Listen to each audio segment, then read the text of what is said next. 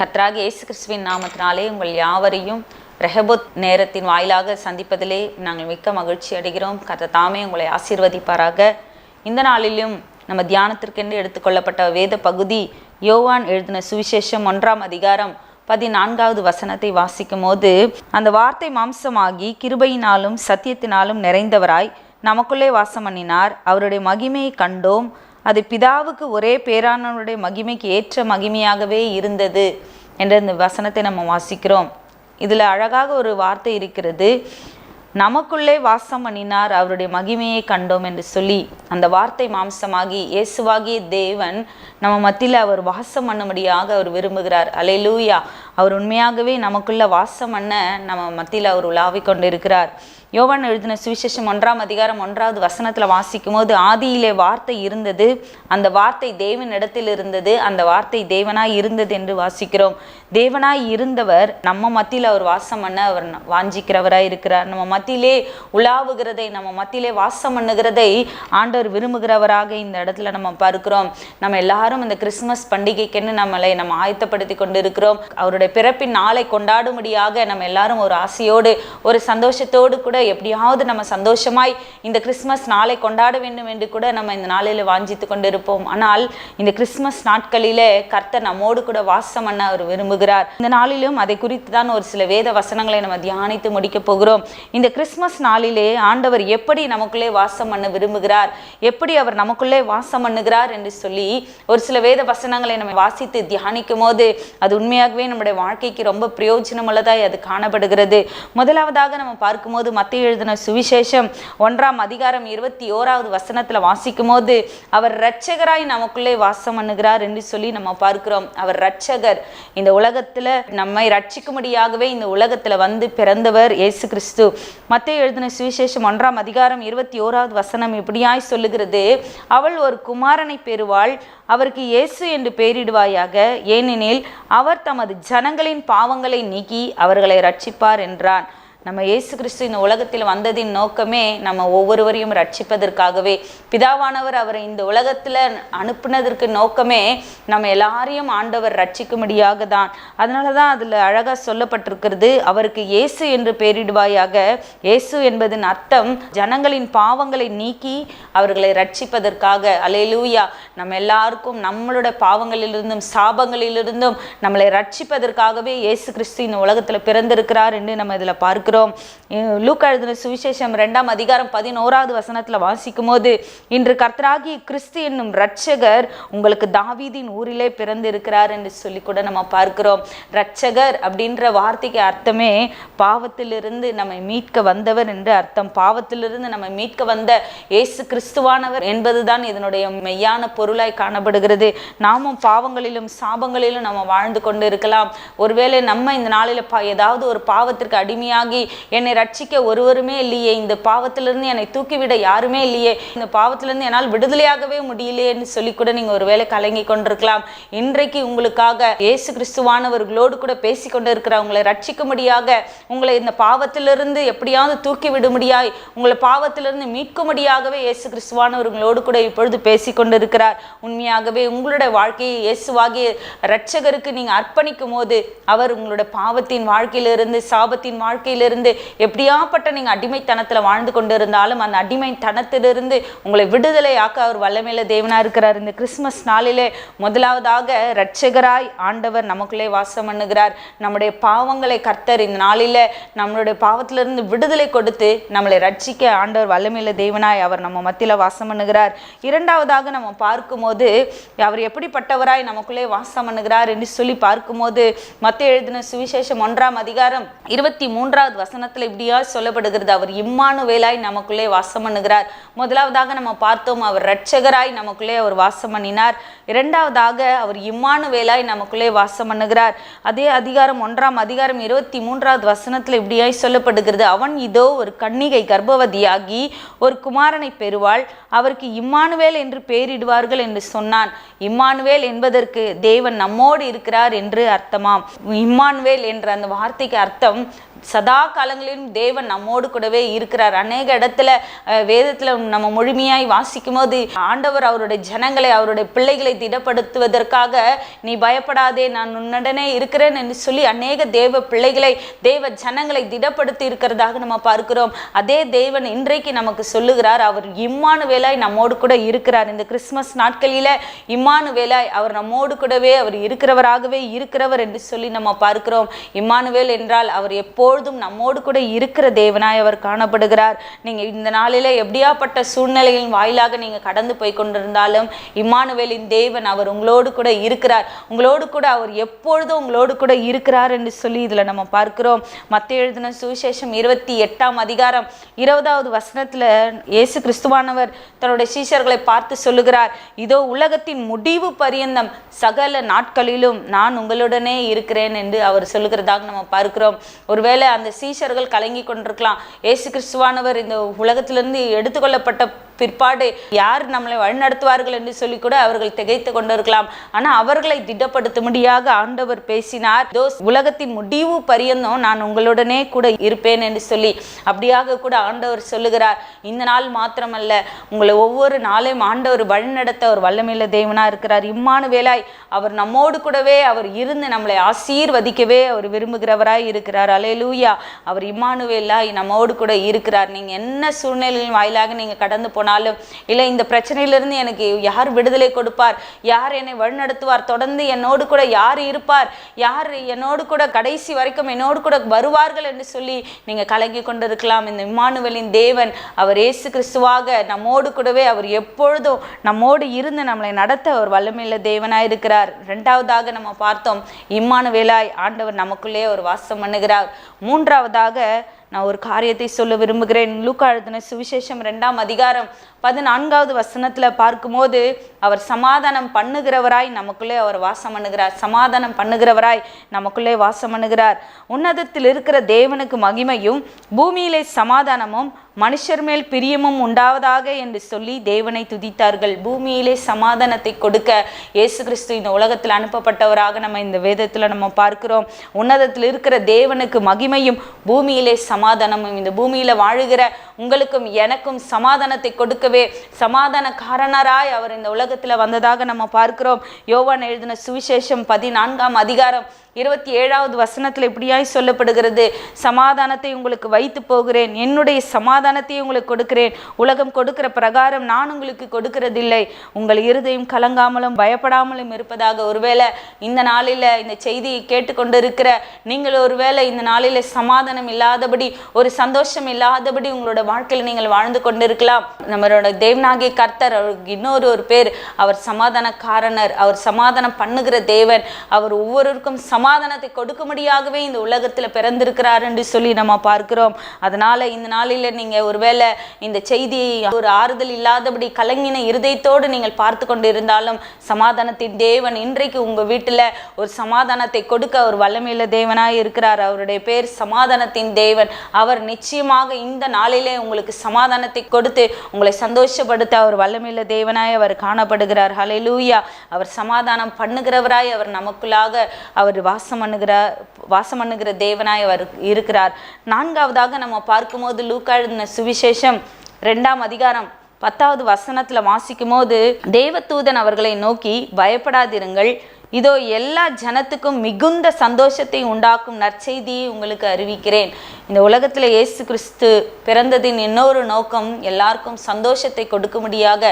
இந்த உலகத்துல நம்ம எதை வேணா நம்ம காசு கொடுத்து வாங்கிடலாம், ஆனா ஒரு உண்மையான ஒரு சந்தோஷத்தை யாராலையும் எப்படியாப்பட்ட நபராலையும் நமக்கு கொடுக்கவே முடியாது. ஆனா இந்த உலகத்துல இயேசு கிறிஸ்துவின் வந்ததின் நோக்கமே நம்ம எல்லாருக்கும் ஒரு சந்தோஷத்தை கொடுக்கும்படியாகுதான். அதனாலதான் தேவதூதன் அவர்களை நோக்கி சொல்றார், பயப்படாதிருங்கள், இதோ எல்லா ஜனத்துக்கும் மிகுந்த சந்தோஷத்தை உண்டாக்கும் நற்செய்தியை உங்களுக்கு கொடுக்கிறேன்.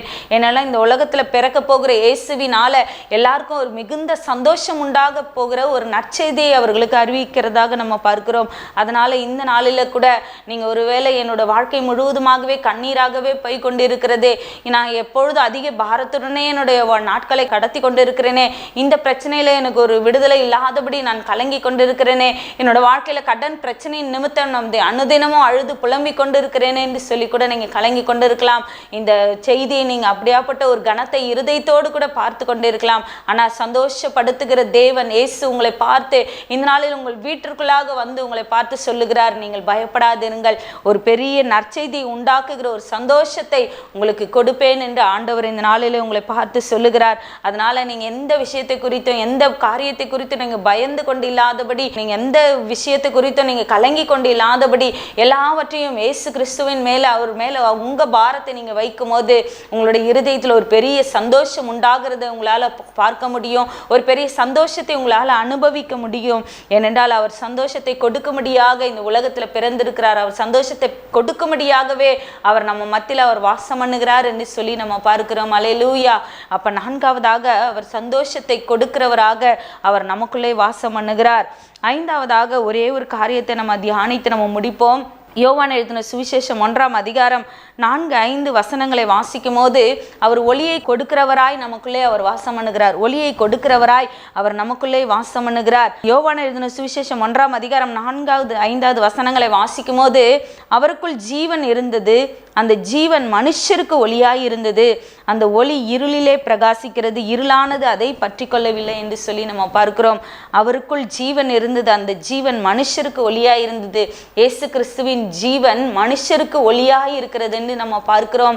அவருக்கு இன்னொரு பேர், அவர் ஒளியை வஸ்திரமாக தரித்திருக்கிற தேவன், அவர் ஒருவரும் சேரக்கூடாத ஒளியிலே வாசம் பண்ணுகிற தேவன் என்று சொல்லி அவருக்கு பேர் வைத்திருக்கிறதாக நம்ம பார்க்கிறோம். ஏனென்றால் அவர் வெளிச்சத்தின் தேவன். அவர் யாருடைய வாழ்க்கையெல்லாம் அவர் கடந்து வருகிறார்களோ அவருடைய வாழ்க்கை இருளாய் எப்படிப்பட்ட இருளான வாழ்க்கையாய் இருந்தாலும் அந்த வாழ்க்கையை அப்படியே பிரகாசமுள்ளதாய் ஆண்டவர் மாற்ற அவர் வல்லமையுள்ள தேவனாக இருக்கிறார். இந்த நாளில் நீங்கள் ஒரு கடன் என்ற ஒரு இருளில் நீங்கள் இருக்கலாம், இல்லை தோல்வி என்ற ஒரு இருளில் நீங்கள் மாட்டிக்கொண்டு இருக்கலாம், இல்லை பாவம் என்ற ஒரு இருளில் நீங்கள் வாழ்ந்து கொண்டு இருக்கலாம், இல்லை ஒரு பெரிய சாபமான நாட்களுக்குள்ளாக நீங்கள் வாழ்ந்து கொண்டு இருக்கலாம். நீங்கள் எப்படியாப்பட்ட இருளின் வாழ்க்கையில் கடந்து போயிருந்தாலும், இல்லை மரண வியாதி மரண அவஸ்தை அப்படிப்பட்ட ஒரு இருளில நீங்கள் நடந்து கொண்டிருந்தாலும் இயேசு கிறிஸ்துவாகிய தேவன் உங்களுடைய இருதயத்துல வரும்போது, அவர் உங்க குடும்பத்துல வரும்போது, உங்களுடைய வாழ்க்கையில அவர் கடந்து வரும்போது உங்களுடைய வாழ்க்கையே ஆண்டவர் வெளிச்சமாய் மாற்ற அவர் வல்லமையுள்ள தேவனா இருக்கிறார். யோவான் எழுதின சுவிசேஷம் முழுவதுமாகவே நீங்க வாசித்து பார்க்கும்போது அவர் நானே ஒளி என்று சொல்லுகிறதாக நம்ம பார்க்கிறோம். அதனால அந்த ஒளியாகிய இயேசுவை நம்முடைய இருதயத்துல நம்ம ஏற்றுக்கொள்ளும் போது அவர் ஒளியாக நம்ம மத்தியில அவர் வாசம் பண்ண அவர் வல்லமையுள்ள தேவனா இருக்கிறார். ஒளியானது வரும்போது எப்படியாப்பட்ட இருளா இருந்தாலும் அது விலகி ஓடி போய்விடும். அதனால நீங்க உண்மையாகவே பிசாசின் போராட்டத்துல நீங்க அடிமைப்பட்டவர்களாய் காணப்பட்டாலும், பிசாசின் போராட்டம் உங்களை மேற்கொண்டு வந்து கொண்டு இருந்தாலும், அப்படிப்பட்ட இருளான வாழ்க்கையிலிருந்து நீங்க வெளியில கடந்து வரும்போது வெளிச்சமாகிய தேவனுக்கு நீங்க இடம் கொடுக்கும் போது அவர் உங்களோட வாழ்க்கையை வெளிச்சமாய் மாற்ற அவர் வல்லமையுள்ள தேவனா இருக்கிறார். யோவான் எழுதின சுவிசேஷம் 1ஆம் அதிகாரம் 9வது வசனத்துல வாசிக்கும் போது உலகத்திலே வந்து எந்த மனுஷனையும் பிரகாசிப்பிக்கிற ஒளியே அந்த மெய்யான ஒளி என்று சொல்லப்படுகிறதாக நம்ம பார்க்கிறோம். உலகத்திலே வந்து எந்த மனுஷனையும் பிரகாசிப்பிக்கிற ஒளியே அந்த மெய்யான ஒளி என்று சொல்லி நம்ம பார்க்கிறோம். நீங்க ஒருவேளை பாவத்துல இந்த நாளில காணப்படலாம், சாபத்துல காணப்படலாம், ஆனா எந்த மனுஷனையும் பிரகாசிப்பிக்கிற ஒளியே அந்த மெய்யான ஒளி என்று நம்ம பார்க்கிறோம். இயேசுவாகிய தேவன் உங்களுடைய வாழ்க்கையில பிரகாசிப்பார் என்றால், இயேசுவாகிய தேவனுக்கு உங்களுடைய வாழ்க்கையை நீங்கள் அர்ப்பணிப்பீர்கள் என்றால், இயேசு உங்களுடைய இருதயத்துல பிறப்பார் என்றால், அப்படியாப்பட்ட வெளிச்சமாகிய தேவன் உங்க மேல அவர் பிரகாசித்து உங்களுடைய வாழ்க்கையே பிரகாசிக்க அவர் வல்லமையுள்ள தேவனாய் அவர் காணப்படுகிறார். உங்களுடைய வாழ்க்கையை அநேகருக்கு ஒரு பிரகாசிக்கிற ஒளியாய் ஆண்டவர் மாற்ற அவர் வல்லமையுள்ள தேவனாய் அவர் நம்ம மத்தியில காணப்படுகிறார். ஏசாயா எழுதின தீர்க்கதரிசன புஸ்தகம் 9ஆம் அதிகாரம் 2ஆம் வசனத்துல நம்ம வாசிக்கும் போது, இருளில் நடக்கிற ஜனங்கள் பெரிய வெளிச்சத்தை கண்டார்கள், மரண இருளின் தேசத்தில் குடியிருக்கிறவர்கள் மேல் வெளிச்சம் பிரகாசித்தது என்று சொல்லி நம்ம பார்க்கிறோம். இருளில் நடக்கிற ஜனங்கள் இந்த நாள்ல அநேகரை நம்ம பார்க்கிறோம், இன்னும் இருளின் வாழ்க்கையிலே தான் வாழ்ந்து கொண்டிருக்கிறாங்க, இன்னும் பாவத்திலையும் சாபங்களிலும் இன்னும் மரண இருளிலே அவர்கள் வாழ்ந்து கொண்டு இருக்கிறார்கள். எப்பொழுது இயேசுவுக்கு தங்களை முழுவதுமாய் அர்ப்பணிப்பார்களோ அப்பொழுது இயேசுவாகிய தேவன் அவர்களுடைய இருதயத்தில் பிறந்து அவர்களுக்குள்ளாக அவர்கள் குடும்பங்களுக்குள்ளாக வாசம் பண்ண அவர் வல்லமையுள்ள தேவனாய் அவர் காணப்படுகிறார். இன்றைக்கே உங்களுடைய வாழ்க்கை, இந்த இருளான வாழ்க்கையை இயேசுவுக்கு நீங்கள் அர்ப்பணிப்பீர்கள் என்றால் அந்த வெளிச்சமாகிய தேவன், ஒளியாகிய தேவன் அவர் உங்கள் குடும்பத்தில் உங்கள் இருதயத்தில் வாசம் பண்ணி உங்களோட வாழ்க்கையில் உள்ள எல்லா இருளையும் நீக்கி உங்களை சந்தோஷப்படுத்த அவர் வல்லமையுள்ள தேவனாய் அவர் காணப்படுகிறார். முதலாவதாக நம்ம பார்த்தோம், அவர் நமக்குள்ளே அவர் வாசம் பண்ணுகிற ஒரு தேவனாய். முதலாவதாக இரட்சகராய் ஆண்டவர் நமக்குள்ள வாசம் பண்ண முடியாய் ஆண்டவர் விரும்புகிறார். ரெண்டாவதாக அவர் இம்மானுவேலாய் நம்ம குடும்பத்தில் நம்ம மத்தியில் அவர் வாசம் பண்ண முடியாய் அவர் விரும்புகிறார். மூன்றாவதாக அவர் சமாதானம் பண்ணுகிற தேவனாய், உங்களுக்கு சமாதானத்தை கொடுக்கிறவராய் ஆண்டவர் வாசம் பண்ண அவர் விரும்புகிறவராய் இருக்கிறார். நான்காவதாக சந்தோஷத்தை கொடுக்கிறவராய் அவர் நமக்குள்ளே வாசம் பண்ணுகிறார். ஐந்தாவதாக நம்ம பார்க்கிறோம், ஒளியை கொடுக்கிறவராக, அதாவது வெளிச்சத்தை கொடுக்கிறவராக அவர் நமக்குள்ளே வாசம் பண்ண அவர் விரும்புகிறார். இப்படியாப்பட்ட தேவனுக்கு உங்களுடைய வாழ்க்கையை நீங்கள் அர்ப்பணிப்பீர்கள் என்றால் உண்மையாகவே அவர் நம்ம மத்தியில், அவர் நம்ம குடும்பத்தில் அவர் கடந்து வந்து நமக்குள்ளே உலாவி நம்ம மத்தியில் அவர் வாசம் பண்ண அவர் வல்லமையுள்ள தேவனாக இருக்கிறார். அல்லேலூயா. இந்த நாளில் நம்ம பார்க்கும்போது மனுஷர்கள் நம்மளை விட்டு தூரமாய் போயிடுறாங்க. நம்ம கூட இருக்கணும், நம்மளோடு கூட உறவு கொள்ளணும், நம்மோடு கூட வாசம் பண்ணணும்னு அவர்கள் விரும்புவதே இல்லை. ஆனால் இந்த உலகத்தில் உங்களையும் என்னையும் நேசிக்கிற தேவன், இயேசு கிறிஸ்துவாகிய தேவன் இந்த நாளிலே உங்களை பார்த்து பேசிக்கொண்டு இருக்கிறார். உங்கள் மத்தியிலே அவர் உலாவ ஆசைப்படுகிறவராய் அவர் உங்களோடு கூட அவர் பேசிக்கொண்டு இருக்கிறார். அவர் நமக்குள்ளே வாசம் பண்ணுகிற தேவன்.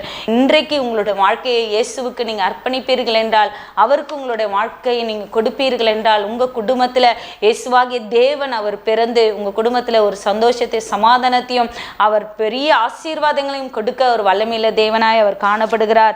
முதலாவதாக நம்ம இரட்சகராய் அவரை நம்ம பார்த்தோம். ரெண்டாவது இம்மானுவேலராய் பார்த்தோம், சமாதானக்காரனாராய் பார்த்தோம், சந்தோஷத்தை கொடுக்கிறவராக பார்த்தோம். ஐந்தாவதாக ஒளியை கொடுக்கிற ஒரு தேவனாய் நம்ம பார்த்தோம். எவ்வளோ பெரிய ஸ்லாக்கியம் பெற்ற ஜனங்கள் பாருங்க, நம்ம இவ்வளோ பெரிய ஆசீர்வாதம் கொடுக்கிற தேவனை நமக்கு முன்பதாகவே வைத்து கொண்டு அவரை நம்ம ஏற்றுக்கொள்ளாமல் இருப்போமானால் நம்மளை விட பரிதபிக்கப்படத்தக்க மக்கள் யாருமே இருக்க முடியாது. அதனால இன்றைக்கே இயேசுவாகிய தேவனை உங்கள் சொந்த இரட்சகராக ஏற்றுக்கொள்ளுங்க. கர்த்தர் உங்களுடைய வாழ்க்கையே அநேகருக்கு ஆசீர்வாதம் உள்ளதாய் மாற்ற ஒரு வல்லமையில தேவனாக இருக்கிறார். அவர் முடியாத காரியங்களை முடிய செய்கிற தேவனாக இருக்கிறார். என்னென்ன காரியங்களில் நீங்கள் இந்த நாளில் கலங்கி கொண்டு அவதிப்பட்டு கொண்டு எனக்கு இன்னும் திருமணமே ஆகலையே, எனக்கு வயது சென்றோம், எனக்கு திருமண காரியங்கள் முடிவுக்கு வரலையே, இன்னும் அநேக நாட்களாய் குழந்தை இல்லாதபடி நான் கஷ்டப்படுகிறேனே, என்னுடைய இந்த நிலைமைக்கு ஒரு முடிவே வராதா என்று சொல்லி நீங்கள் கலங்கி கொண்டிருக்கலாம். இல்லை அநேகர் கடன் பிரச்சனையின் நிமித்தம் எப்படியாவது இந்த கடன் பாரங்களை என்னை அழித்து கொண்டு இருக்கிறது, இந்த கடன் பிரச்சனையிலிருந்து என்னை விடுவிப்பது யார் என்று சொல்லி நீங்கள் ஒருவேளை இன்னைக்கு கேள்விக்குறியோடு கூட நின்று கொண்டிருக்கலாம். ஆனால் இந்த நாளில் பேசுகிற தேவன் அவர் உங்களை பார்த்து பேசுகிறார். அவர் இரட்சகராக அவர் உங்களுடைய இருதயத்தில் பிறக்க அவர் ஆசைப்படுகிறார். அவர் சமாதானத்தை கொடுக்கிறவராய் உங்களுடைய குடும்பத்தில் கடந்து வர அவர் ஆசைப்படுகிறவராக இருக்கிறார். அவருக்கு உண்மையாக உங்களுடைய வாழ்க்கையை நீங்கள் அர்ப்பணிப்பீர்கள் என்றால் உங்களோட வாழ்க்கையை ஆண்டவர் இந்த நாளில் மாற்றி அமைக்க அவர் வல்லமையுள்ள தேவனாய் அவர் காணப்படுகிறார். நம்ம இருக்கிற இடத்திலேயே நம்மளோட கண்களை மூடி நம்ம அப்படியே நம்ம ஜெபிப்போம். கர்த்தர் இந்த 5 விதமாக நம்ம அவர் நமக்குள்ளே வாசம் பண்ணுகிறவர் என்று சொல்லி நம்ம பார்த்தோம். அதனால நமக்குள்ள வாசம் பண்ணுகிற தேவனுக்கு நம்முடைய இருதயத்தில் நம்ம ஒரு இடம் கொடுக்கும் போது அவர் நம்ம மத்தியில் அவர் வாசம் பண்ண அவர் வல்லமையில தேவனாக இருக்கிறார். நம்ம எல்லாரும் அப்படியே கண்களை மூடி ஆண்டவரை நோக்கி பார்த்து, இயேசுவே என் குடும்பத்தில் நீங்கள் கடந்து வந்து வாசம் பண்ணுங்க. இந்த கிறிஸ்மஸ் நாட்களில் என்னுடைய இருதயத்தில் நீங்கள் வந்து பிறந்து எனக்கு ஒரு இரட்சகராய் இருப்பீராக, இம்மானுவேலாய் இருப்பீராக, எனக்கு ஒரு சமாதானத்தை கொடுக்கிறவராக இருப்பீராக, சந்தோஷத்தை கொடுக்கிறவராக இருப்பீராக, என்னுடைய இருளான இந்த வாழ்க்கையை மாற்றும்படி வெளிச்சமாக நீர் கடந்து வந்து இருப்பீராக என்று சொல்லி நீங்க கேட்கும் போது இன்றைக்கே அவர் உங்களுடைய குடும்பத்தில் கடந்து வந்து அவர் வாசம் பண்ண அவர் வல்லமையிலே அவர் தேவனாய் காணப்படுகிறார். நீங்க எல்லாரும் அப்படியே இருக்கிற இடத்திலேயே ஆண்டவருடைய சமூகத்தில் உங்களுடைய இருதயத்தை ஒப்பு கொடுங்க. இயேசுவே என்னுடைய வீட்டில் நீங்க வந்து பிறந்து என்னோட குடும்பத்தை சந்தோஷப்படுத்துங்க என்று கேளுங்க. என்னோட குடும்பத்தில் நீங்க கடந்து வாங்க, என்னுடைய இருதயத்தில் கடந்து வாங்க, என்னுடைய பாவம் என்ற அந்த இருளின் வாழ்க்கையை கர்த்தர் நீங்க என்னை மாற்றி போடுங்கன்னு சொல்லி கேட்கும் போது ஆண்டவர் உங்களுடைய இருதயங்களிலே கர்த்தர் இந்த நாளில் ஒரு பெரிய சமாதானத்தை கொடுத்து எல்லா பாவத்திலிருந்தும் சாபத்திலிருந்தும் உங்களை மீட்கும்படியாகவே இயேசு கிறிஸ்துவானவர் இந்த நாளில அவர் உங்களுக்காக பிறந்திருக்கிற தேவனாய் அவர் காணப்படுகிறார். ஹல்லேலூயா. நன்றியோடு மை துதிக்கிறோம் அப்பா. எங்களை அதிகமாய் நேசித்து வழிநடத்தி வருகிறதான பரலோக பிதாவே, ஆசீர்வதிக்கப்பட்டதான இந்த நல்ல வேலைக்காய் நாங்கள் நாங்கள் அண்டியோடு ஸ்தோத்திரிக்கிறோம் அப்பா. ஆண்டவரே இந்த நாளில் ஆண்டவரே டிவிக்கு முன்பதாக அமர்ந்து கொண்டு யாரெல்லாம் நோக்கி பார்க்கிறார்களோ அத்தனை பேரையும் கர்த்தர் நீர் ஆசீர்வதிக்கும்படியாக ஆண்டவரே அடிமை நான் செபிக்கிறேன் அப்பா. இப்பொழுதே உம்முடைய ஆசீர்வாதம் உள்ள கரம் ஆண்டவரே இரட்சகராய் ஒவ்வொரு குடும்பத்திலே கர்த்தர் நீர் இந்த நாளில் பிறந்து அவர்களுடைய வாழ்க்கையில் உள்ள எல்லா ஆண்டவரே பாவ இருளை கர்த்தர் நீங்க மாற்றி போடுவீராகப்பா. நீர் ஆண்டவரே எங்கள் நடுவிலே வாசம் பண்ணுகிற தேவன் என்று நாங்கள் இப்பொழுது தியானித்தோமே, அதே போல ஆண்டவரே யாரெல்லாம் ஆண்டவரே ஆர்வமாய் உம்முடைய ஆண்டவரே முகத்தை நோக்கி பார்க்கிறார்களோ அத்தனை பேருடைய குடும்பத்திலையும் கர்த்தர் நீர் கடந்து சென்று அவர்களுடைய குடும்பத்தில் நீர் வாசம் பண்ணும்படியா நாங்கள் செபிக்கிறோம் அப்பா. ஆண்டவரே என்னென்ன பிரச்சனையோடு போராடி கொண்டு ஆண்டவரே என்னென்ன ஆண்டவரே வியாதியின் வறுமையினால் ஆண்டவரே அப்பா வாடிக்கொண்டு இருக்கிற ஒவ்வொரு பிள்ளைகள் மீது உம்முடைய வல்லமையின் கரம் இறங்கி வரட்டும் அப்பா. உம்முடைய ஆசீர்வதிக்கப்பட்ட கரம் ஒவ்வொருவரையும் ஆசீர்வதிக்கும்படியா நாங்கள் செபிக்கிறோம். குமாரன் உங்களை விடுதலையாக்கினால் மெய்யாகவே விடுதலை ஆவீர்கள் என்ற வசனத்தின்படியாக இந்த நாள் நம்முடைய சத்தியத்தை கேட்கிற ஒவ்வொரு பிள்ளைகளுடைய வாழ்க்கையிலும் ஒரு பெரிய விடுதலை கடந்து வரட்டும் அப்பா. இரட்சகராகிய தேவன் ஒவ்வொருடைய வாழ்க்கையில ஒரு பெரிய ரட்சிப்பை இந்த நாளிலே கட்டளையிடும்படியாய் ஆண்டவரே உடைய சமூகத்திலே பிள்ளைகளை ஒப்பு கொடுத்து நான் செபிக்கிறேன் அப்பா. ஆண்டவரே ஸ்தோத்திரம் அப்பா. இந்த கிறிஸ்துமஸ் நாட்களிலே ஒரு பெரிய சந்தோஷத்தாலும் சமாதானத்தினாலும் ஒரு பெரிய வெளிச்சத்தினாலும் ஒவ்வொரு குடும்பத்தையும் நிரப்புவீராக. தேவ சமாதானம் ஒவ்வொரு குடும்பத்தையும் ஆளுகை செய்தல்லும்படியா நான் செபிக்கிறேன். உம்முடைய அன்பின் கரத்திலே ஆண்டவரே அப்பா ஒவ்வொரு பிள்ளைகளை ஒப்பு கொடுத்து நான் செபிக்கிறேன். இந்த வார்த்தையின் மூலியமாக ஒவ்வொருடு கூட நீர் பேசி இருக்கிறீரப்பா. ஆண்டவரே வாசம் பண்ணுகிற தேவனாய் ஆண்டவரே ஒவ்வொரு குடும்பத்திலும் நீர் இருந்து பெரிய காரியங்களை செய்து நீர் நடத்துவீராக. ஒவ்வொருவரின் ஆண்டவரே உம்முடைய நாமத்தினாலே நான் ஆசீர்வதித்து செபிக்கிறேன். நீர் ஆசீர்வதிங்க. இயேசு கிறிஸ்து மூலமாய் ஜெபித்து செமெடுக்கிறோம் நல்ல பிதாவே. ஆமென் ஆமென். கிறிஸ்துவுக்குள் பிரியமானவர்களே, தொலைக்காட்சியில் நீங்கள் பார்த்து கொண்டிருக்கிற வேளையிலே திரையின் கீழாக வருகிற சபை விலாசமும் அதுக்கு பிறகு ஃபோன் நம்பர் வந்திருக்கும். நீங்கள் சபையிலே ஆராதனை கலந்து கொள்ள வேண்டும் விரும்பினால் வியாசர்படி பெரம்பூர் பகுதியில் இருக்கிறவர்கள் வேறு எந்த சபைக்கு போகாதவர்கள் என்று சொன்னால் நீங்கள் பங்கேற்றுக் கொள்ளலாம். நீங்கள் ஃபோன் மூலமாக ஜெபங்களையும் ஜெப குறிப்புகளை சொல்லலாம். உங்களுக்கு ஜெபிக்க நாங்கள் ஆயத்தமாக இருக்கிறோம். கர்த்தர் உங்களை ஆசீர்வதிப்பாராக. God bless you.